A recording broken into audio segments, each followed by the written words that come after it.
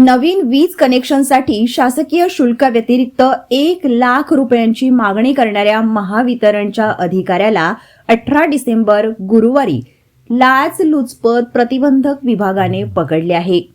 सहाय्यक अभियंता अविनाश लक्ष्मण दांडेकर वय 34 वर्ष याला 10,000 रुपयांची लाच घेताना त्याच्याच कार्यालयात रंगेहात अटक करण्यात आली. या कारवाईने महावितरण विभागात खळबळ उडाली आहे. तक्रारदार व्यक्तीला येरखेडा परिसरात नवीन हॉटेल आणि रेस्टॉरंट सुरू करायचे होते.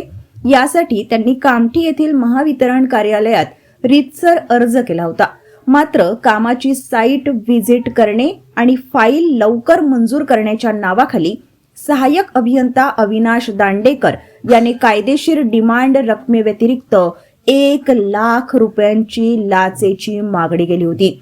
तडजोडीनंतर सिक्युरिटी डिमांडसह 1,10,000 रुपये देण्याचे ठरले होते, ज्यापैकी 1,00,000 रुपये आरोपीने यापूर्वीच फोन पे द्वारे घेतले होते.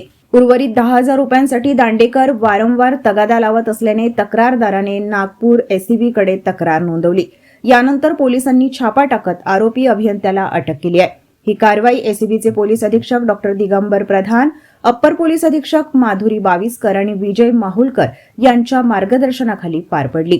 कारवाईत पोलीस उपअधीक्षक शुभांगी वानखेडे, पोलीस निरीक्षक रवींद्र सहारे, अस्मिता मल्लेलवार, अनिल बहिरे, अमोल मेगरे आणि इतर सहकाऱ्यांचा समावेश होता.